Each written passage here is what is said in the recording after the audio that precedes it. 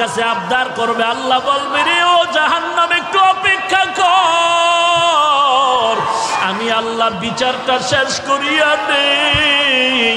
বিচারটা শেষ করার পরে এরপরে তোর কাছে গুনাহগার গুলো পাঠায় দিব। জাহান্নাম থামতে রাজি না।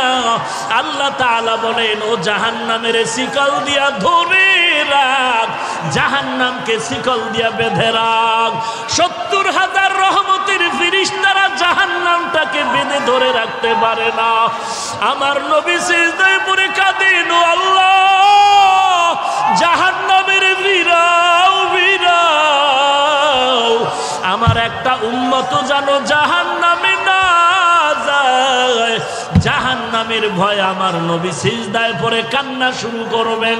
আল্লাহ বলেন ও নবী আপনি একটুও কাঁদবেন না, আপনার উম্মতের জাহান্নামে আমি আল্লাহ দিব না। আল্লাহ কুদরতের হাতে একটু পানি দিয়া ফেরেশতাকে বলবে জাহান্নামের গায়ে ছিটায়া দাও। আল্লাহর দেওয়া কুদরতের হাতের পানি জাহান্নামের গায়ে ছিটায় দেওয়া মাত্র জাহান্নাম পেছন দিকে দৌড়াবে। ফেরেশতারা বলবেন ওরে মালিক, শিকল দিয়া যেই জাহান্নামের ধরে রাখতে পারি না, একটু সামান্য পানি দেওয়া মাত্র জাহান্নাম পেছনে চলে গেল। এটা কেমন বরকতের পানি? এটা কি জমজমের পানি নাকি কাউসারের পানি নাকি আবে হায়াতের পানি?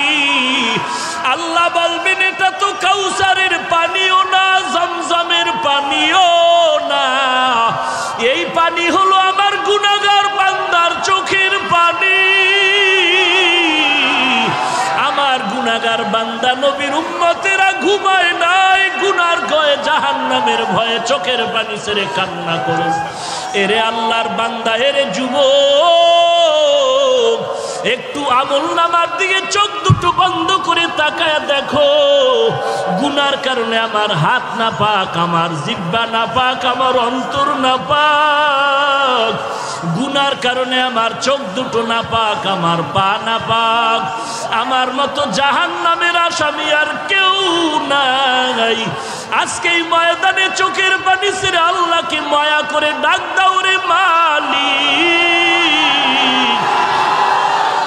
আমি জাহান্নামের আগুনে জ্বলতে পারবো না। কেউ যদি একটা বেত দিয়া বাড়ি দেয় সহ্য করতে পারি না রে আল্লাহ।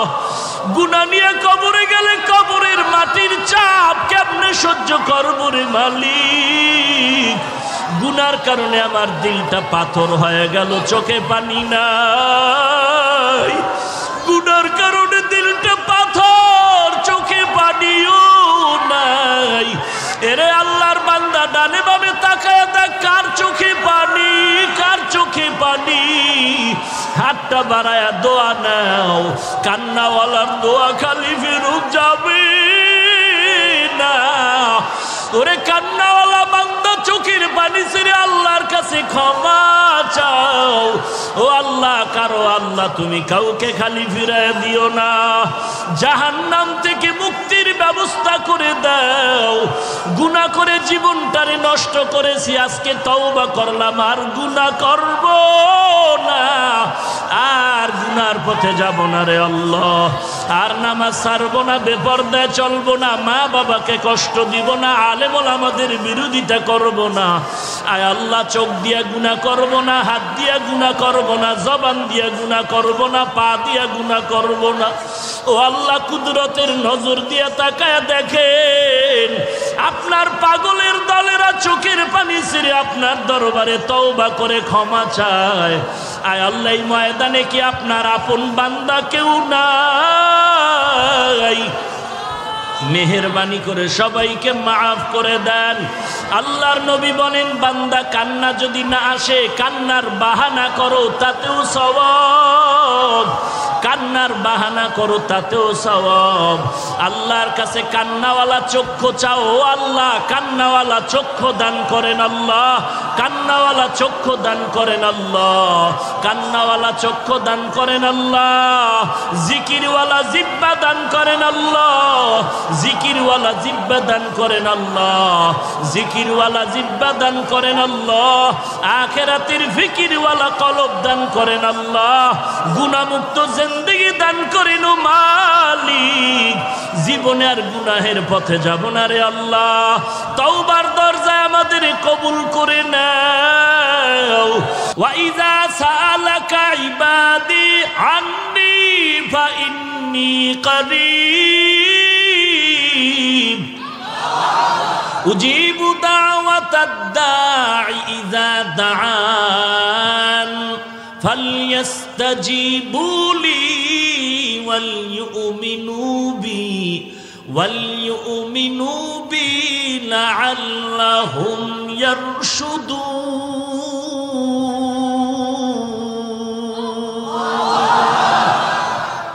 আল্লাহ তাআলা বলেন, বান্দা তুই আমার কাছে চাইতে দেরি পাইতে দেরি না। দুনিয়াওয়ালারাও দিবে দিবে বলে আশা দেয়, কিন্তু দরজা সব সময় খুলে না। মাঝে মাঝে খুলে, মাঝে মাঝে বন্ধ। রাতের বেলা বন্ধ, দিনের বেলা খুলে, খুললেও দেয় না, স্যার এখন ঘুমায়। কিন্তু আমি মাওলা তোর কেমন আপন বন্ধু আর মালিক। সাগরে বয়া ডাক দিবি, আমি আল্লাহ হাজির। রাতের বেলা ডাকবি, আমি আল্লাহ হাজির। দিনের বেলা ডাকবি, হাজির। ঘরে ডাকবি, হাজির। বাইরে ডাকবি, হাজির। খোলা আসমানে ডাক দিবে, আমি আল্লাহ হাজির। বিমানে বয়া ডাক দিবে, আমি আল্লাহ হাজির। আমি আল্লাহরে পাওয়ার জন্য আমেরিকা যাওয়া লাগবে না, রাশিয়া যাওয়া লাগবে না। আমি আল্লাহরে যারা তালাশ করো, কই খুঁজো, কই খুঁজো, জায়গা মতো তালাশ কর, পেয়ে যাবি।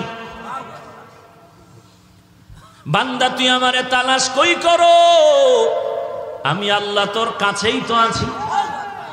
ওয়া নাহনু আকরাবু ইলাইহি মিন হাবলিল ওয়ারিদ। তোর সার রোগের নিকটে আল্লাহ উপস্থিত আছে। তুই কই তালাশ করো আল্লাহকে, আমার আল্লাহ তো তোর ভিতরেই বিরাজমান। আল্লাহ তাআলা ঠিকানা দিয়া বলেন, ওয়াফি আনফুসিকুম আফালা তুবসিরুন।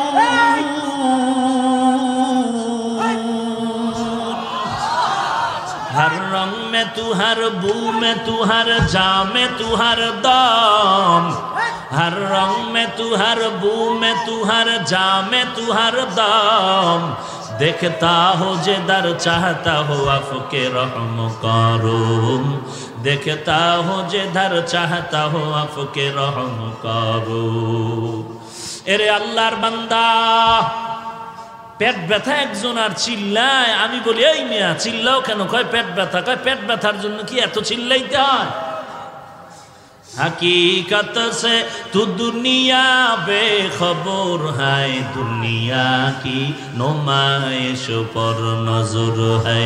नमी गुयम के अज दुनिया जुदाबाश, बहर कारे के बाशी बा खुदाबाश। এই পাগল, বুঝো না কিছু? পুলিশে একটারে ধইরা আরে ফিডা, এমন ফিডা ফিরতেছে, ব্যাগ দিয়া চোখে পানি নাই, হাউকাউ করে, কিন্তু কি নাই চোখে। পুলিশের ব্যাতের আঘাতেও বান্দার চোখে পানি নাই, কিন্তু এটা আমার মালিকের কেমন কুদরতের কারিশমা। স্টেজে আল্লাহর বান্দা বয়ান করে, আর ময়দানের পেছনে যুবক চিৎকার করে বেউস। ব্যাপারটাকে একটু চিন্তা কর। পুলিশের বেতের বাড়িতেও চোখে পানি নাই, অথচ আল্লাহর বান্দা চোখের পানি ছেড়ে কেন হাউমাউ করে চিল্লায়? ওরে তো বেত দিয়া মারা হইছে নাকি? এই পাগল, ওরে বেত দেওয়া হইছে? তাহলে এখানে না বলা হইছে, বয়ান করতেছে, ওই বান্দা কেন চিল্লায়? তোমার চোখে কেন পানি নাই? ওই বান্দা চিল্লায় কেন? বুঝতে হবে কি যেন হারিয়ে ফেলেছে, তারে তালাশ করে খুঁজে পায় না। কই তারে খুঁজতেছে, হঠাৎ করে মনে পড়েছে, আমার মালিকের তো আমি খুঁজে পাই না। আমি কার নামের ইবাদত করি, কার নামের বয়ান শুনি, কার নামে টুপি দিলাম, কার নামে নামাজ পড়ি, কার নামে জিকির করি, আমি কারে সিজদা করি, তিনি কে? সেই মালিকের তো আমি চিনি না। আল্লাহ তাআলা বলেন, আমার পরিচয়ের স্থান হলো কোরআনের বাগান। এই বান্দার ভিতরে তামান্না যখন জমে গেল, আমার আল্লাহ কই, আল্লাহরে নামি আজ বাড়ি যাব না। আল্লাহ বলে না, তুমি আল্লাহর পরিচয়টা যদি নিতে চাও, আল্লাহওয়ালার মজলিসে বসে আমার মাওলাকে মনের মতো ডাকতে থাকো। ডাকার মতো ডাক দিবি, জবাব পেতে আর দেরি হবে না। বান্দার অন্তরে যখন হাসরের ময়দানের ধ্যান খেয়াল মুরাকাবা ঢুকে গেল, বান্দা যখন বয়ান শুনে চিন্তা করলো নেক আমলওয়ালা জান্নাতে যাবে, গুনাহগারেরা জাহান্নামে যাবে, ঘোষণা কার? আরো জোরে বলো কার? বান্দা এগুলো শুনে চিন্তা করলো নেক আমল করলে জান্নাত, জান্নাত আরামের ঘর, গুনাহ করলে জাহান্নাম, জাহান্নাম গজবের ঘর। এখন নিজে নিজে চিন্তা করে আমি নেক আমলওয়ালা নাকি গুনাহগার। হিসাব মিলায় মিলায় দেখে আমার নামাজ পড়ি, রোজা রাখি, টুপি পরি, আসলে এগুলো আল্লাহর মহব্বতের মধ্যে নাই। নামাজটা নামাজের মতো হয় না, জিকিরটা জিকিরের মতো হয় না, নামাজ নামাজের মতো পড়তে পারি না, যেইভাবে জিকির করা দরকার ওইভাবে জিকির করতে পারি না, যেইভাবে নবীর সুন্নাতের আমল করা দরকার ওইভাবে আমল করতে পারি না। তখন ধ্যান খেয়ালটা জাহান্নামের দিকে যায়, জাহান্নামের দিকে যায়। এমনভাবে চলতে থাকে, মনে হয় যেন বান্দা ধ্যান করতে করতে এমন এক হালাত তৈরি হয়, মনে হয় যেন আমার মরণটা আসিয়াই গেল, মনে হয় যেন আমি এখন কবরের মধ্যে শুয়েই পড়লাম, মনে হয় যেন আমার গুনার কারণে দুই পার্শ্বের মাটির চাপ শুরু হয়ে গেল, মনে হয় যেন আমার গুনার কারণে কবরের ভিতরে জাহান্নামের আগুন, মনে হয় যেন হাসরের ময়দানটা কায়েম হয়ে গেল, মনে হয় যেন আল্লাহ ডাক দিয়ে বলে লিমানিল মুলকুল ইয়াউম লিল্লাহিল ওয়াহিদিল কাহ্হার। হাসরের ময়দান কায়েম হয়ে গেল, আমি তো নেক আমলওয়ালা না, আমি তো বড় গুনাহগার। হাসরের ময়দানে মনে হয় নবীর কথা মতে সূর্যটা মাথার উপরে নেমে আসবো, সূর্যের একটা মুখ না 12টা মুখ জমিনের মধ্যে ফিরানো। আল্লাহ অর্ডার করে সূর্য তোর যত তাপ আছে জমিনে ছাড়িয়া দে, সূর্যের তাপে জমিনটা তামা হয়ে যাবে। ইন্নাল আবরারা লাফি নাঈম ওয়া ইন্নাল ফুজ্জারা লাফি জাহিম। নেক আমলওয়ালারা জান্নাতে যাবে, গুনাহগার যারা তারা জাহান্নামে যাবে। ঘোষণা কার? ফারিকুন ফিল জান্নাহ ওয়া ফারিকুন ফিস সাঈর। রাস্তা দুইটা, একটা জান্নাতের আর একটা জাহান্নামের। জাহান্নামে কারা যাবে তাও আল্লাহ কোরআনে স্পষ্ট বলেছেন, জান্নাতে কারা যাবে তাও স্পষ্ট বলে দিয়েছেন। নেক আমলওয়ালা জান্নাতে যাবে, গুনাহগার যারা তারা জাহান্নামে যাবে। এবার জানায় দিয়েছেন জান্নাতটা কেমন, জাহান্নাম কেমন। মা তাশতাহি আনফুসুকুম, জান্নাত এমন আরামের ঘর, মনে মনে পরিকল্পনা করবা, চাওয়ার আগেই সামনে হাজির হয়ে যাবে। যেখানে অশান্তি বলতে কিছু নাই, আরাম আর আরাম। বান্দা তুমি চাওয়ার আগে পেয়ে যাবে। জাহান্নামটা কেমন আল্লাহ তাও বিস্তারিত কোরআনের আয়াত দিয়া বয়ান করেছেন। ইন্না জাহান্নামা কানাত মিরসাদা লিত্তাগীনা মাআবা লাবিসিনা ফিহা আহকাবা ওয়াইলুল লিকুল্লি হুমাযাতিল লুমাযা আল্লাযী জামা'a মালান ওয়া আদ্দাদা ইয়াহসাবু আন্না মালাহু আখলাদা। আল্লাহ জাহান্নাম কেমন তারও বিবরণ দিয়েছেন। আজকে বাড়িতে গিয়া কাগজ আর কলম নিয়ে আয়নার সামনে দাঁড়ায় হিসাব মিলারে, যুবক তুই জান্নাতের পথে আছো নাকি জাহান্নামের পথে আছো? আয়নার সামনে দাঁড়ায় দেখ মাথার চুলগুলো নবীর তরিকায় আছে কি নাই।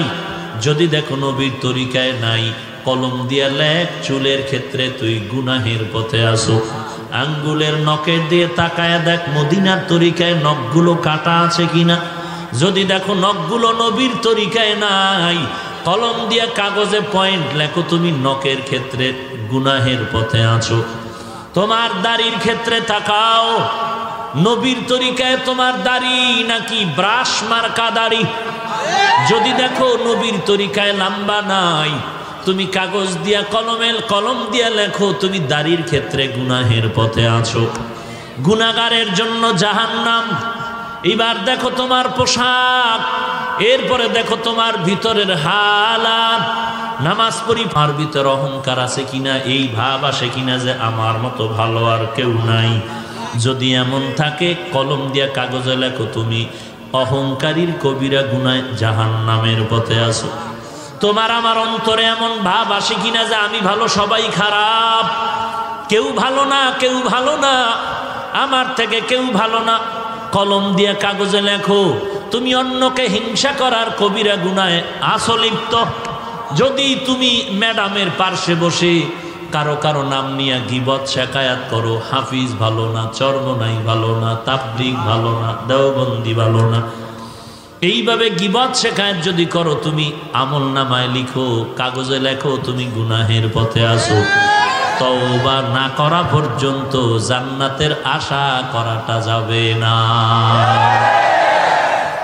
আই বেরাদার দূরি বাসা জিয়ারে বদ, ইয়ারে বদ বদ তর বুয়াদ মারে বদ তন হাতরা বর যা জনাত, ইয়ারে বদ বর জানে ইমানত জনাত, ইয়ারে বদ আরদ তোরা সোয়ে জাহিম, ইয়ারে নেকু গিরে তায়া বিনাইম। লাইলাতুল বারাত সামনে, 14 তারিখের রাত, নিসফে মিন শাবান, কুমু লাইলাহা ওয়া সুমু ইয়াওমাহা। আল্লাহর নবী বলেন লাইলাতুল বারাত শাবানের মধ্যরাত তোমরা ইবাদতে কাটাও, পরের দিনে রোজা রাখো। এখন একদল লাইলাতুল বারাত পালন করতে গিয়া ইবাদতের 12টা বাজায়া হালুয়া রুটি নিয়ে ব্যস্ত হয়ে যায়। এরা বেশি বাড়াবাড়ি করে। আর এক দল আছে বাড়াবাড়িতে নাই, সারিয়া দিছে, বলে লাইলাতুল বারাত বলতে সবে বারাত কিচ্ছু নাই, বেদাত বেদাত বেদাত। দোনো দল সীমা লঙ্ঘনকারী। এরা বাড়াইতে গিয়া সীমা লঙ্ঘন, এরা কমাইতে গিয়া সীমা লঙ্ঘন করেছে। যারা আল্লাহর ইবাদত করে রাতটা কাটাবে, দিনের বেলা রোজা রাখবে, এতে দালের উপরে। অতএব আল্লাহর নবীর হাদিস কেউ যদি বলতে চায় হাফিজ ভাই তোমার হাদিসটা দুর্বল জয়ীফ, আমি আপনাদেরকে বলবো যারা মোটামুটি বুঝেন হাদিস সম্পর্কে তারা জ্ঞান দিয়া জবাব দিবেন। জয়ীফ বলতে কি নবীর হাদিসটা দুর্বল নাকি বর্ণনাকারী দুর্বল? বর্ণনাকারী দুর্বল, কিন্তু রসুলের একটা কথাও দুর্বল না। তুমি হাদিসকে সহি বলো আর জয়ীফ বলো, সব নবীর কথা। অতএব নবীর কথা ছোট নাই বড় নাই, উম্মতের কাছে পাহাড় সমতুল্য। অতএব নবীর হাদিস জয়ীফ হলেও নবীর কথা, সহি হলেও নবীর কথা। বর্ণনাকারীদের যোগ্যতার কম বেশিতে মানে গিয়া সহি আর জয়ীফ হয়ে গেল। জয়ীফ হলেও তো নবীর কথা। এই কথাটাকে যদি তুমি বলো বেদাত বেদাত বলে উড়ায়া দাও, বাঁকা নজরে তাকাও, তোমার কলিজাটা বাঁকা হয়ে যাবে। 2 নাম্বার কথা, তুমি লাইলাতুল বারাত সম্পর্কে সহি হাদিস কতটা চাও আসো। মুহাদ্দিসিনে কেরামগণের বর্ণনা মতে, রায় মতে সহি হাদিস আছে লাইলাতুল বারাত সম্পর্কে অনেকগুলো। সব কথার ফলাফল লাইলাতুল বারাত কোরআন সুন্নাহর আলোকে স্বীকৃত। যারা বলবে লাইলাতুল বারাত বেদাত, নাই নাই, আমরা এতটুকু কিচ্ছু বলবো না, হিংসা গালিও দিব না, তবে এতটুকু জানবো তারা নবীর হাদিস মানে না, কোরআন মানে না। আমরা শুধু এতটুকু অন্তরে ধারণা রাখবো তারা হাদিস মানে না। কোনো গালি দেওয়ারও দরকার নাই, বিচারক তো আল্লাহ আছেন। আমার গালি দিয়া খামখা গুনাহ নেওয়ার দরকার নাই, আমার গীবত শেখায়াত করে গুনাহ নেওয়ার দরকার নাই, কারণ নাম বলে উল্টা পাল্টা মন্তব্য করার দরকার নাই। আল্লাহ তো মাঝে মাঝে দেখায় দেয়, একটা অন্যায় 1 বার 2 বার 3 বার করলে মাও সন্তানকে ছাড় দেয় না। একটা অন্যায় 1 বার 2 বার 3 বার করলে ছাত্রকে ওস্তাদ ছাড় দেয় না। আমার আল্লাহও কিন্তু দিবেন না 1 বার 2 বার 3 বার, বারবার বারবার অন্যায় করতেছো, আল্লাহ বারবার ডাকে বান্দা তওবার দরজায় আয়। কুল ইয়া ইবাদিয়াল্লাযীনা আসরাফু আলা আনফুসিহিম লা তাকনাতু মির রাহমাতিল্লাহ ইন্নাল্লাহা ইয়াগফিরুয যুনুবা জামিআ ইন্নাহু হুয়াল গফুরুর রহিম।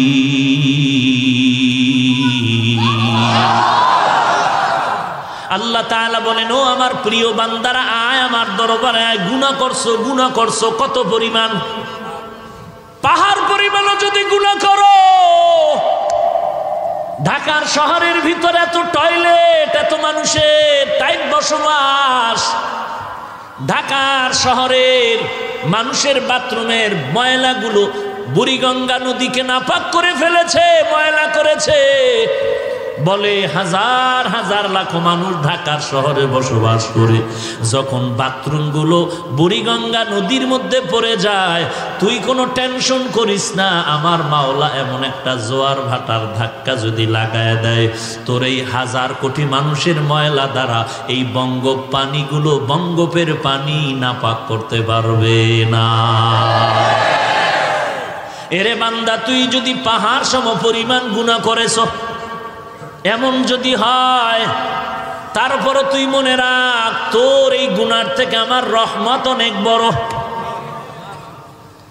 সুলাইমান নবীর বাবা দাউদ আলাইহিস সালামকে আল্লাহ বললেন, এরে দাউদ, আমি তোমাকে নবুয়ত দান করলাম, হুকুমত দান করলাম, শুকর আদায় করো নেয়ামতের। দাউদ নবী বললেন, পারবো না। কেন পারবি না? বলে, আল্লাহ আপনি তৌফিক না দিলে পারবো না। আল্লাহ কয়, দিলাম। দাউদ এবার শুকর আদায় কর। দাউদ আলাইহিস সালাম বলেন, এবারও পারবো না। কেন রে দাউদ, তৌফিক দিলাম, পারবি না কেন? দাউদ আলাইহিস সালাম বলেন, ওরে মালিক, আমি যে শুকরটা আদায় করব সেই তুলনায় আপনার তৌফিক অনেক বড়। আল্লাহ বলেন, তুই যখন বুঝতে পারছো তোর শুকরের তুলনায় আমার তৌফিক অনেক বড়, তোর শুকর ছোট, এই যে নিচু হয়া নিজেরে ছোট মনে করেছো, এই বিনয়টাকে আমি শুকর হিসাবে কবুল করে নিলাম। এরে নবীর উম্মতের দল, পাহাড় সম পরিমাণও যদি গুনাহ করো, আল্লাহ ডাকে, বান্দা তওবার দরজা খোলা। 24টা ঘন্টা বান্দা আল্লাহকে ডাকে, আল্লাহকে ডাকে, আল্লাহকে ডাকে। কিন্তু এমন একটা সময় রাত দিনের মধ্যে আছে, যেই সময় বান্দা আল্লাহকে ডাকে না, বরং আল্লাহ তার বান্দাকে ডাকে। অতি গভীর হয় রজনী যখন, নীরবে প্রভুর নাম জপিও তখন। প্রভুর করুণা যদি পাইবারে চাও, প্রভুর করুণা যদি পাইবারে চাও, গভীর রাতে উঠে প্রভুর গুণগান গাও, গভীর রাতে উঠে প্রভুর গুণগান গাও। এমন একজন নবী নাই যে গভীর রাতে আল্লাহর সাথে কথা বলেন নাই। এমন একজন আল্লাহর নবীর সাহাবী নাই যে গভীর রাতে আল্লাহর সাথে ডাইরেক্ট কথা বলেন নাই। ওই সময়টা আল্লাহর সাথে কথা বলার লাইনটা ক্লিয়ার। আল্লাহ বলেন, আমি প্রথম আসমানে এসে ডাকি, উদউনি আস্তাজিব লাকুম। বান্দা তুই আমাকে ডাক দে, আমি জবাব দেওয়ার জন্য প্রথম আসমানে রেডি হয়ে আছি। আয় আল্লাহ, গুনাহমুক্ত জিন্দেগিতে নবীর সুন্নতের আমলওয়ালা বানায় দাও, আমিন। আলহামদুলিল্লাহি রাব্বিল আলামিন। রব্বানা যালামনা আনফুসানা ওয়া ইল্লাম তাগফির লানা ওয়া তারহামনা লানাকুনান্না মিনাল খাসিরিন ইয়া আরহামার রাহিমিন ইয়া আরহামার রাহিমিন ইয়া আরহামার রাহিমিন। রব্বিরহামহুমা কামা রব্বায়ানি সগীরা রব্বিরহামহুমা কামা রব্বায়ানি সগীরা। ও আল্লাহ, তাকায় দেখেন আমরা সবাই জাহান্নামের আসামি। গুনাহটা করিয়া জীবনটারে নষ্ট করে ফেলেছি রে মালিক। কত ওলামায়ে কেরাম, কত সাদা দাড়িওয়ালা হাজী সাহেব, আয় আল্লাহ কলিজার টুকরা কত যুবক, আয় আল্লাহ, কত সাদা দাড়িওয়ালা, কত চাকরিজীবী, কত ব্যবসায়ী, কত ছাত্র ভাই, কত ছোট ছোট বাচ্চা, পর্দার আড়ালের কত মা বোনেরা হাত তুলেছেন। আয় আল্লাহ, গুনার কারণে হাত তুলতে বড় লজ্জা পাই, তারপরেও আপনার দরওয়াজা ছাড়ি নাই রে আল্লাহ। আয় আল্লাহ, মেহেরবানি করে আমাদের মাফ করে দেন। কত বড় বড় বেঈমানেরও তো আপনি মাফ করে দিয়েছেন রে আল্লাহ। আমরা তো আপনার আদরের নবীর উম্মত, নবীজির মোহাব্বতে আমাদের মাফ করে দেন। আয় আল্লাহ, আজকের মাহফিল কবুল করে নেন, মাদ্রাসা কবুল করে নেন, সমস্ত মসজিদগুলো কবুল করে নেন, সারা দুনিয়ায় মুসলমানের হেফাজত করেন, বাংলাদেশ শান্তির দেশ বানায় দেন, ইসলামের জন্য দেশ রক্ষায় যারা জীবন দিল মাফ করে দেন, প্রশাসনিকভাবে যারা কাজ করে দেশ ও দিনের খাদেম বানায় দেন। আয় আল্লাহ, নবীজির সুন্নতওয়ালা আমলি জিন্দেগি দান করেন আল্লাহ। আয় আল্লাহ, গুনাহের প্রতি ঘৃণা জমায়া দেন আল্লাহ। আয় আল্লাহ, কারো হাত খালি ফিরাইয়া দিয়েন না রে মালিক। ও দয়ার মালিক, গুনার কারণে দিলটা পাথর, চোখে পানি নাই, কান্নাওয়ালা চক্ষু দান করেন আল্লাহ, কান্নাওয়ালা চক্ষু দান করেন আল্লাহ, কান্নাওয়ালা চক্ষু দান করেন আল্লাহ। আয় আল্লাহ, এখানে যারা হাত তুলেছে অনেকের মা নাই, অনেকের বাবা নাই, অন্ধকার কবর থেকে দোয়া চাই রে সন্তান। ওই মা বাবার চেহারাটাও কি মনে পড়ে না? কত দিন রাত আমি অসুস্থ বিছানায় পড়ে আছি, আমার মা মাথার কিনারায় সারা রাত্র সজাগ, ঘুমায় না, সন্তান অসুস্থ। ও দয়ার মালিক, কুদরতের নজর দিয়ে তাকায় দেখেনি ময়দানে কারাইয়াতি ইয়েতিমের দিকে তাকাইয়াও কি মায়া হবে না রে আল্লাহ? আয় আল্লাহ, সবার কবর জান্নাতের বাগান বানায় দেন, যারা বেঁচে আছেন হায়াত বানায় দেন আল্লাহ। আয় আল্লাহ, আপনার ইলম ও মারিফত দিয়ে সিনাটারে ভরপুর করে দেন আল্লাহ। আয় আল্লাহ, হেদায়েতের নূর সিনায় দান করে দেন। আয় আল্লাহ, কোরআন ও হাদিসের ইলমের নূর দিয়া সিনাটা ভরপুর করে দেন আল্লাহ। গুনাহের প্রতি ঘৃণা জমায়া দেন আল্লাহ, নেক আমলের আগ্রহ বাড়ায়া দেন আল্লাহ।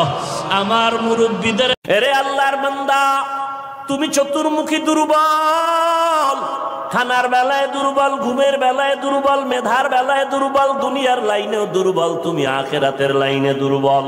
এখন যদি তুমি জান্নাতের পথে চলতে চাও, একা একা চলা যাবে না, তোমার সাহায্য নিতেই হবে। সাহায্য ছাড়া চলার কোনো রাস্তা নাই। তুমি কোরআন পড়তে জানো না, নবীর সুন্নত কোনটা বুঝো না। এখন যারা সুন্নত জানে, কোরআন জানে, তাদের কাছে যেতেই হবে। ওলামায়ে আহলে হকের পরামর্শ ছাড়া চলার উপায় নাই, সাহায্য ছাড়া চলা যাবে না। সাহায্য তুমি কার থেকে নিবারে বাবা? এমন একজন থেকে সাহায্য নাও যার মধ্যে কোনো অভাব নাই, যার পেছনে কোনো স্বার্থ নাই। দুনিয়াতে নজর করে দেখলাম স্বার্থ ছাড়া কোনো মানুষ দুনিয়াতে নাই। আছে?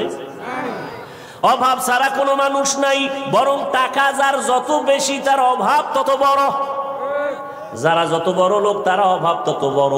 অভাব গরিবের 100 টাকায় সমাধান হয়, বড় লোকের 1,00,000 টাকায় অভাব সমাধান হয় না। এই স্বার্থ ছাড়া, অভাব ছাড়া একজন পাইবা, তিনি আর কেউ নয়, আমার আল্লাহ। ইয়া আইয়ুহান নাস আনতুমুল ফুকারাউ ইলাল্লাহ ওয়াল্লাহু হুয়াল গনিয়্যুল হামিদ।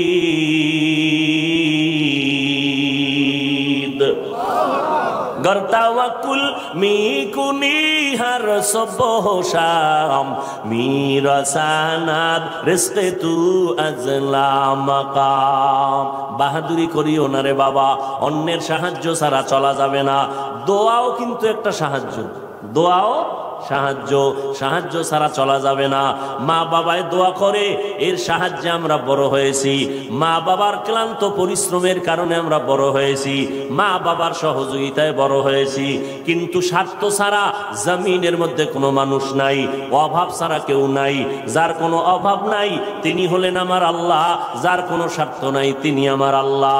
এরে বান্দা, নিজের বড় মনে করলে ধ্বংস অনিবার্য। আল্লাহর এক বান্দা বড় আবেদ, আমার নবী সাহাবায়ে কেরামদের ঘটনা শুনাইতেছেন। বড় আবেদ, বনি ইসরাইলের ভেতরে নাম বড়, নাম ডাক বেশি, এত ইবাদত করতেছে। একদিন সিদ্ধান্ত নিয়ে নিল, ঘরের মধ্যে থাইকা ইবাদত একুরেট হয় না, মানুষের সাথে চলাফেরা, মানসিকতা নষ্ট হয়ে যায়। সিদ্ধান্ত নিয়া পাহাড়ের কিনারায় চলে গেল। পাহাড়ের উপরে উঠা ছোট্ট একটা রুম বানাইয়া ওইখানে আল্লাহর বান্দা ইবাদত করে। পাহাড়ের চূড়ায় সাধারণ মানুষ সেখানে যায় না, মন মানসিকতা নষ্ট হয় না। আল্লাহর বান্দা পাহাড়ের চূড়ায় গিয়া ইবাদত করে। ঘরের ভেতরে মা বড় একা, আম্মাজান ঘরের মধ্যে বসে মোটামুটি জীবন যাপন করে। সন্তান আসে না, ইবাদতের মজা পাইয়া পাহাড়ের চূড়ায় উঠে ওখানে ইবাদত করে। একদিন মা মনে মনে ভাবলেন, আমার সন্তান আমার কাছে না আসলে তো আমি ও থাকতে পারে, আমি মা তো থাকতে পারি না। কারণ আমি মা, সন্তানের আমি গর্ভধারণ করে কত কষ্ট করেছি। মা সিদ্ধান্ত নিল, আমি হেঁটে হেঁটে পাহাড়ের কিনারায় যাইয়া আমার বাবার চেহারাটা একটু দেখা কলবের সান্ত্বনা দিব। আম্মা জান ঘুমের থেকে উঠা সকালবেলা সূর্যের গরম যখন শুরু, হেঁটে হেঁটে পাহাড়ের কিনারায় চলে গেলেন। আল্লাহর বান্দা আবেদ পাহাড়ের চূড়ায় ইবাদত খানায় নামাজ পড়ে আর আল্লাহরে সেজদা দেয়। আম্মা জান পাহাড়ের কিনারায় যাইয়া সূর্যের আলোতে উপরে তাকাইতে কষ্ট হয়, হাতটাকে কপালের সামনে নিয়ে ছায়া দিয়া উপরে হালকাভাবে তাকাইয়া এরপরে ডাক দিলেন, এই সন্তান, আমি তোর মা পাহাড়ের কিনারায় আসছি, একটু দেখা দাও। আমি মা তোমার চেহারাটা দেখার জন্য পাগলের মতো হয়ে গেলাম। আল্লাহর বান্দা পাহাড়ের উপর থেকে মায়ের কণ্ঠের আওয়াজটা শুনছে। এমন সময় ডাক দিছে মা, যেই সময় আল্লাহর বান্দা নামাজে দাঁড়ানো। চিন্তায় পড়ে গেল, এখন কি মায়ের ডাকে সাড়া দিব নাকি আমার মাওলার সাথে আমি কথা বলবো। সিদ্ধান্ত নিয়েই বান্দা মায়ের ডাকে আর সাড়া দেয় নাই, নামাজে দাঁড়ায় গেল, নামাজের ভিতরে মশগুল হয়ে গেল। আম্মা জান দীর্ঘ টাইম কষ্ট করে দাঁড়াইয়া সন্তান যখন সাড়া দেয় না, মা হালকা একটু কষ্ট নিয়ে বাড়ির মধ্যে রওনা। বাড়িতে চলে আসলেন, ঠিক আছে বাবা, তুই ইবাদত করো, ওখানে থাক, আমার ডাকে সাড়া দিলি না, দুঃখ নিয়ে চলে গেলাম। মা বাসায় চলে গেল, কিন্তু মায়ের চোখে ঘুম হয় না। সন্তানের প্রতি যে মায়ের এত মায়া, ওই মায়ের সন্তান মায়ের মায়া কখনো বুঝবে না। যদি সন্তানগুলো মায়ের কষ্ট বুঝতো, জীবনে কোনো সন্তান মায়ের কষ্ট দিতে পারত না, মায়ের চোখের পানি ফালতে পারত না। মা রাতের বেলা ঘুমাইতে পারে না, কষ্ট বুকের চাপা দিয়া। আবার পরের দিন মা বলে, না আজকে আবার একটু যায় বাবারে ডাক দেই, দেখিনি একটু চেহারাটা দেখতে পারি, কলিজাটা ঠান্ডা করতে পারি। আবার আম্মা যান দ্বিতীয় দিন চলে গেলেন সূর্যের গরমে, পাহাড়ের কিনারায় যাইয়া হাতটারে কপালের কাছে নিয়ে আবার ডাক দিছে, ও সন্তান, তোমার মা ডাকতেছে, আসো একটু পাহাড় থেকে আইসা মায়ের কাছে দেখা দিয়া যাও, কলিজা ঠান্ডা করো। সন্তান এখনো নামাজে দাঁড়ানো, এবারও চিন্তা করলো, আমি মায়ের ডাকে সাড়া দিব নাকি আমি নামাজের মধ্যেই থাকবো। সিদ্ধান্ত আগের মতোই অটল, নামাজ আমি ছাড়বো না, মায়ের ডাকে কোনো সাড়াও দিব না। মা দ্বিতীয় দিনের মতো কষ্ট পাইয়া বিদায় নিয়ে বাসায় চলে গেলে, কিন্তু মা মনেরে বুঝাইতে পারে না সন্তানের কষ্ট কখন মন থেকে যায় না। এরে আল্লাহর বান্দা, স্বামী আর স্ত্রী এক জায়গায় ঘুমায়, হঠাৎ একদিন তাকায়া দেখে স্ত্রী বালিশে মাথা লাগাইয়া গুনগুন গুনগুন করে কান্না করে। আব্বা জান জিজ্ঞাসা করে, বিবি কাঁদো কেন? তোমার ঘুমে তুমি ঘুমাও, আমি মনের দুঃখে কাঁদি। বলে, কি দুঃখ? তোমার জানার দরকার নাই। মা চায় বাবায় জানো, না জানে তো বাবাও দুঃখ পাবে। স্বামী বেচারা কয়, না বলো তুমি কেন কাঁদো? আমার মনে বড় কষ্ট লাগতেছে। কেন কাঁদো বলো? মা চোখের পানি ছেড়ে কয়, স্বামী আমার, আমার সন্তানের জন্য আমি জীবনটা বিলায় দিলাম। আজকে 7টা দিন হয়ে গেছে সন্তান আমারে মা বলিয়া ডাক দেয় না। আমি পাগলের মতো হয়ে গেছি। বলে কেন ডাকে না? বলে সন্তান একটা অন্যায় করতেছিল, আমি একটু ধমক দিছি, সন্তান রাগ করে আর আমার সাথে কথা বলে না। ঘরে আইসা প্লেটটা নিয়ে খানা খাইয়া পেছনের দরজা দিয়ে চলে যায়, আমার দিকে তাকায় না। এবার বাবাই বলে বিবি তুমি আরামে ঘুমাও, সন্তানের চিন্তায় ঘুম নষ্ট করিও না। আজকে না কালকে সন্তান বুঝতে পারলে তোমার কাছে আইসা মাপ চাবে। মা ডাক দিয়ে কয় স্বামী আমার, তুমি আমারে যত বুঝাও, আমি যতবার খানার প্লেট নেই আমি খানা মুখে দিতে পারি না, তোমারে বুঝাইতে পারি না আমার খানার থেকে ঘুমের থেকে সন্তানের মা ডাকে এত মজা। সন্তান যখন আম্মু বলিয়া ডাক দেয় কলিজা ঠান্ডা হয়ে যায়। ও সন্তানেরা, ওই মা বাবা যারা কবরে রাইখে আজকে বাহাদুরি করো রে বাবা, ওই আল্লাহর বান্দি দ্বিতীয় দিনও কষ্ট পাইয়া বিদায়, কিন্তু রাতের ঘুম নাই, মনের মধ্যে বড় কষ্ট। নবীজি সাহাবায়ে কেরামদের সামনে ঘটনা বলেন আর কাঁদতেছেন। সাহাবায়ে কেরামরাও কান্নার আওয়াজ। মায়ার নবী বলেন ও সাহাবায়ে কেরাম, ওই মা তৃতীয় দিন আবার চলে গেল পাহাড়ের কিনারায়, যাইয়া ডাক দিছে বাবা, একবার না দুইবার না, তৃতীয়বারের মতো আমি তোমার দরজায় এসে গেলাম, একটু পাহাড় থেকে নাইমা সারা দাও। আজও সন্তান নামাজে দাঁড়ানো, আল্লাহর মহব্বতে আর মায়ের ডাকে সারা দেয় না। 2 দিন মা কষ্ট পাইয়া কিছু বলে নাই, চলে গেছে। আজকে কষ্ট পাইয়া আর নিজের কন্ট্রোল করতে পারে না। আসমানের দিকে তাকাইয়া একটা কথা বলিয়াই ফেলছে। আসমানের দিকে তাকাইয়া বলে ও আসমানের মালিক, এমন সন্তান দিয়ে কি হবে আমার, যেই সন্তান আমার 3 দিনের কষ্ট বুঝলো না রে আল্লাহ। আমার মনটারে মানাইতে পারি না, ওর তো একদিন মরণ হবে, তবে আমার একটা দাবি, ওরে তুমি জেনাকারিনী মহিলার চেহারা না দেখাইয়া মরণ দিবা না। কঠিন এক কথা আসমানে লাগাই দিলেন, আসমানে কবুল হয়ে গেছে। মা বাবার দোয়া, বড় দোয়ার মাঝখানে কোনো পর্দা থাকে না, আর সে আজিমে ডাইরেক্ট চলে যায়। এই যুবক, জিরি মাদ্রাসায় বলে আসছি, আল্লাহর কসম করে বলে গেলাম, কুতুবদিয়ার মুসলমান, কসমের কথা বিশ্বাস না করলে তোমার ঈমান দুর্বল। আল্লাহর কসম, ওয়াল্লাহি বিল্লাহি তাল্লাহি, 3 বার কসম করে বলে গেলাম। বিশেষ করে যুবকদেরকে বলছি, মরার আগে যদি পঙ্গু হইয়া বিছানায় কষ্ট পাইয়া মরতে চাও, তাহলে মার সাথে বাবার সাথে বেয়াদবি কর, শিক্ষকের সাথে বেয়াদবি কর, মুরব্বীদের সাথে বেয়াদবি কর।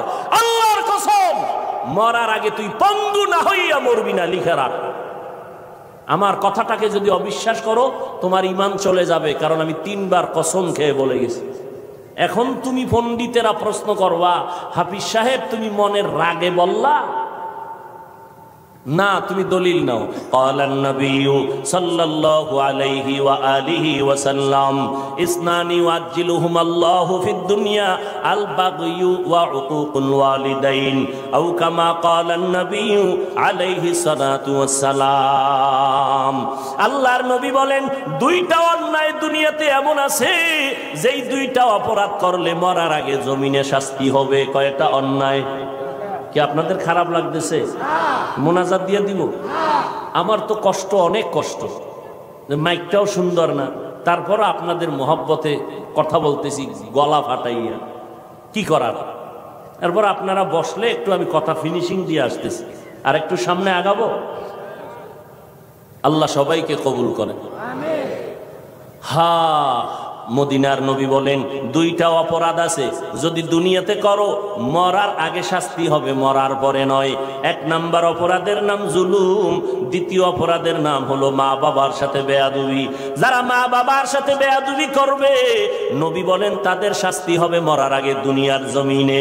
যারা জুলুম করবে, ওস্তাদের ইজ্জতের উপর আঘাত করবে, ভাইয়ের উপরে জুলুম করবে, বোনের উপরে জুলুম করবে, প্রতিবেশীর উপরে জুলুম করবে, গরিবের উপরে উপরে জুলুম করবে, এই জালেমের বিচার আমার আল্লাহ মরার আগেই করে নিবেন। ও আল্লাহর বান্দারা, মা যখন কথাটা বলেই ফেললেন, আসমানে কবুল হয়ে গেল। কি বরদোয়া করলেন? মা গেছেন, ভুলে গেছেন? জেনাকারিনী মহিলার চেহারা না দেখাইয়া মারবা না। মা কিন্তু কঠিন কয় নাই। যদি কইতো জেনা না করাইয়া মারবা না, তা আরো কঠিন হয়ে যেত।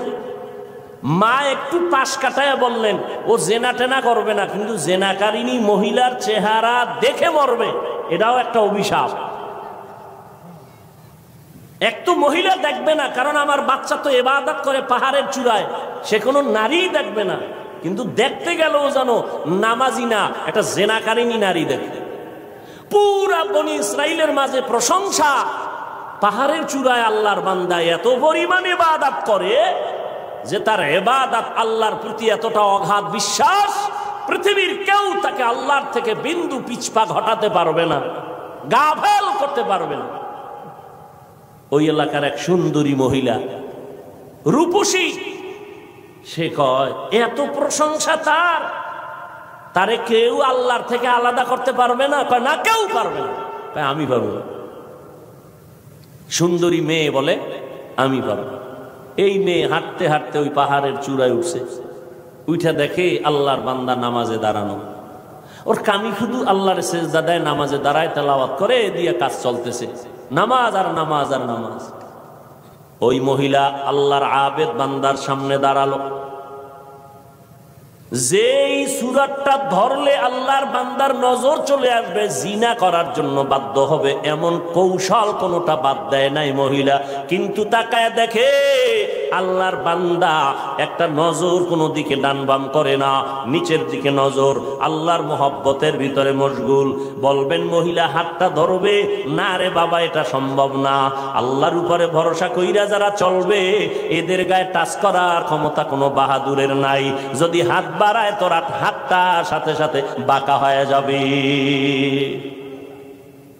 ইব্রাহিম নবী বিশ্ব সুন্দরী সারাকে নিয়ে যাইতেছিল মিশরের উপর দিয়া। জালেম বাদশা খবর পাইয়া সুন্দরীর টাইনা নিয়ে আসে। ইব্রাহিম নবী গাছতলায় বয়ে খায়, আল্লাহ আমি না নবী, আমার স্ত্রীর উপরে যদি আঘাত করে চরিত্রের, আমার নবুয়তের হালাত কি হবে? আল্লাহ কয় হেফাজত আমি করব। তোমার ভয় লাগে?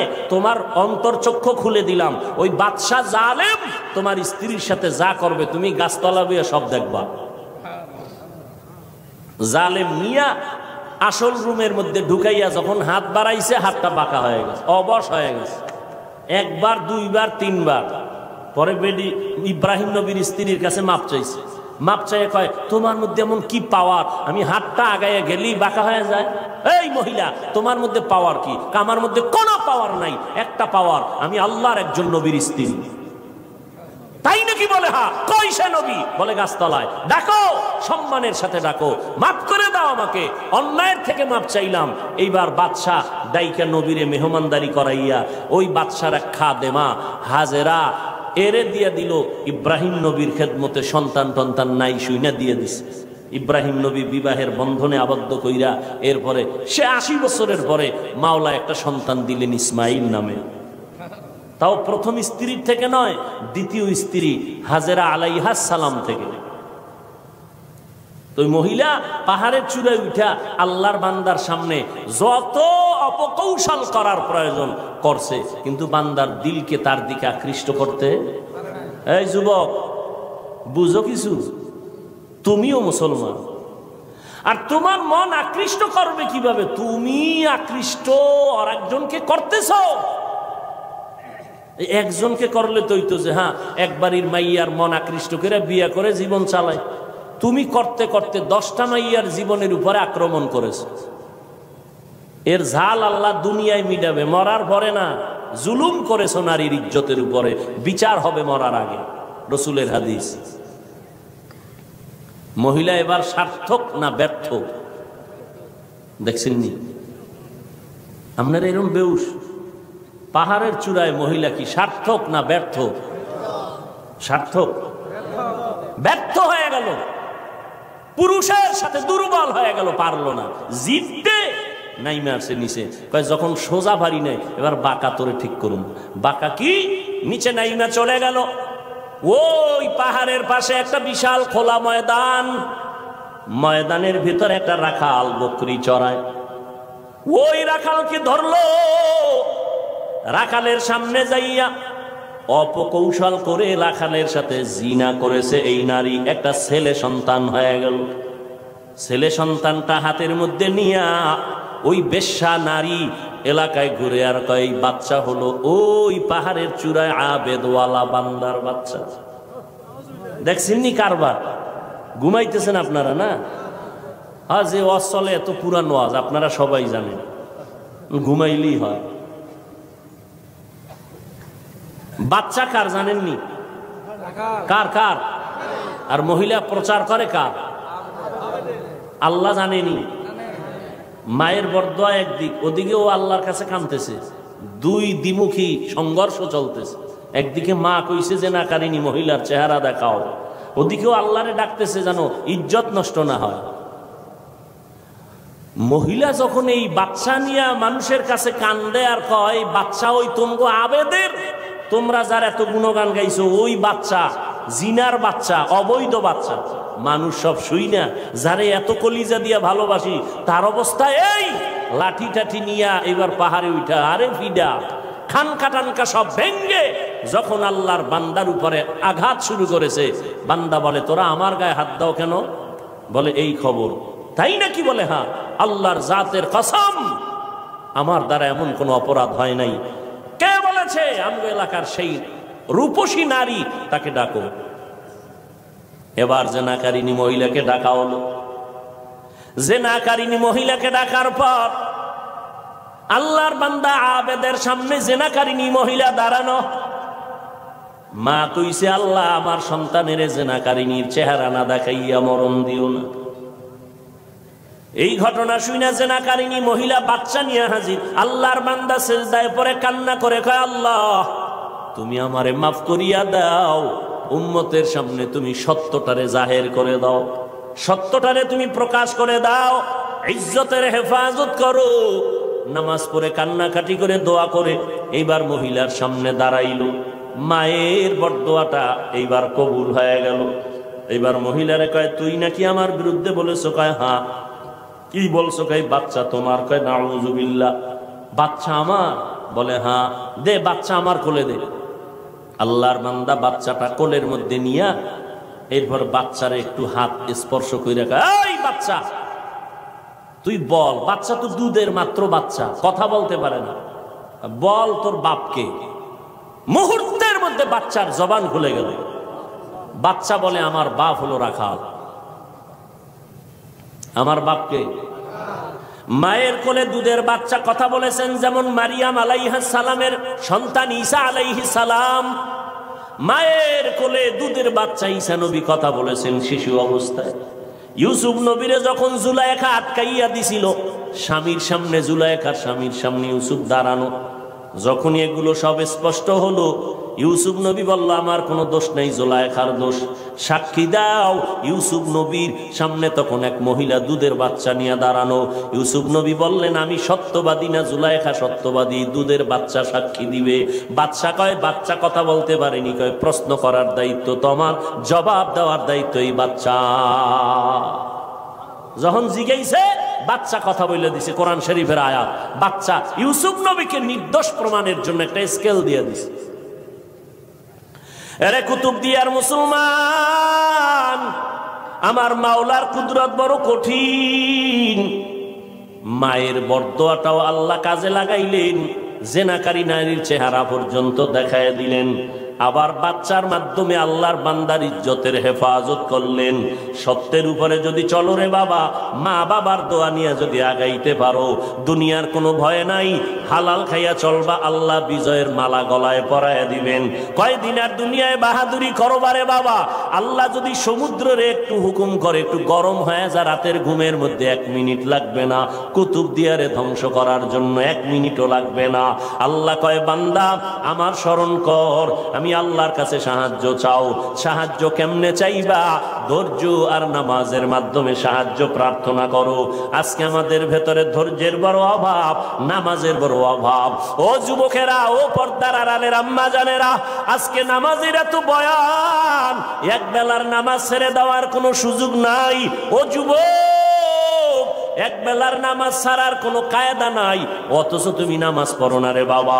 আজকে আমি তোমাকে কিন্তু এই কথা বলি নাই আমগো মতো হুজুর হইয়া যাও, পাঁচকল্লি মাথায় দাও একবারও বলি নাই, কওমি মাদ্রাসায় পড়ো তাও বলি নাই, স্কুলের লেখাপড়া বন্ধ করো তাও বলি নাই। বরং বাবা তুমি চাকরি করো, ব্যবসা করো, স্কুল কলেজে পড়ো, কোনো বাধা নাই। ওখানে থাইকা আল্লাহর হুকুম নবীর তরিকা মতো নামাজ পড়ো, মা বাবার দোয়া নিয়ে সামনে আগাও, ওলামায়ে কেরামের পরামর্শ নিয়ে চলো, নবীর সুন্নতের মালা গলায় লাগাও। খবরদার, কপাল পোড়া যদি হইয়াই থাকো তাহলে কিন্তু তোমার কপাল দুনিয়াতেও শেষ, আখিরাতেও শেষ। কিছু কপাল পোড়া এমন আছে, বুঝাইলে উল্টা আমারে বুঝানোর চেষ্টা করে। যদি কই ভাইজান টুপি কেন পরো না, ও তো বলা দরকার ভাই হুজুর টুপি মাথায় দেওয়া দরকার, নবীর সুন্নত। এটা তো কোনো পিসাবের সুন্নত না, নবীর তরিকা। হুজুর আমি পারি না, দোয়া করবেন, চেষ্টা করব। কিন্তু কিছু নেমো খারাপ বেপরোয়া আল্লাহর বান্দা, এদের জবাবটা এমন অহংকারী জবাব। কয় হুজুর টুপি মাথায় না দিলে অসুবিধা কি? টুপির মধ্যেই কি ইসলাম? দাড়ির মধ্যেই কি ইসলাম? পোশাকের মধ্যেই কি ইসলাম? এই রকম বেপরোয়া আল্লাহর বান্দা নবীর দুশ্মন আছে না নাই? টুপির মধ্যে ইসলাম নাই, দাড়ির মধ্যে নাই, পোশাকে নাই, পর্দায় নাই, হালালে নাই, তো ইসলাম কই? সমুদ্রের তলদেশে। বিনয়ী হয়ে যাও রে বাবা, নিজেরে ছোট বানাইয়া চলো। কোন আলেম যদি বলে বাবা নামাজ কেন পড়ো না, তোমার জবাব থাকবে হুজুর নামাজ অবশ্যই পড়া দরকার, আমি চেষ্টা করি পারি না, একটু দোয়া কইরা দেন সামনের থেকে যেন নামাজ ধইরা ফালাইতে পারি। বিনয়ের সাথে দোয়া চাওয়ার চেষ্টা করো। অপরদিকে মা বাবার দোয়া নিয়ে আগাও। ও যুবক ভাই, আমি তোমারও সামনে উদাহরণ পেশ করি, সব জায়গায় বলি, তোমার মতো যুবক পাঁচ বেলার নামাজ পড়ে, এই জমিনের মধ্যে স্কুল কলেজে পড়িয়াও নামাজ পড়ে আছে না নাই? ভাইরা আমার, পাঁচ বেলার নামাজ পড়ে অভাব নাই। তোমার আমার মতো যুবক সন্তান নবীর তরিকা মতো চলে, চাকরি করে, ব্যবসা করে, অভাব নাই। আল্লাহর মোহাব্বত নিয়া আল্লাহর কাছে তওবা করো, তওবার দরজা খোলা। মনে মনে বলো, হে আল্লাহ আর নামাজ ছাড়বো না, বেপরদায় চলবো না, মা বাবাকে কষ্ট দিব না, ওলামায়ে কেরামের পরামর্শ নিয়ে চলবো, নবীর তরিকায় চলবো, ওলামায়ে কেরামের পরামর্শ নিয়ে চলবো, নবীর সুন্নাত মেনে চলবো। আল্লাহর কাছে যদি তওবা করার নিয়ত হয়, খাঁটি তওবা করার নিয়ত যাদের আছে, দুটো হাত আমার আল্লাহকে দেখায়া দাও। আয় আল্লাহ আমাদের হাতগুলো কবুল করে নেন, তওবা কবুল করে নেন, তওবার উপরে মজবুত হইয়া চলার মতো তৌফিক দান করেন, আমিন।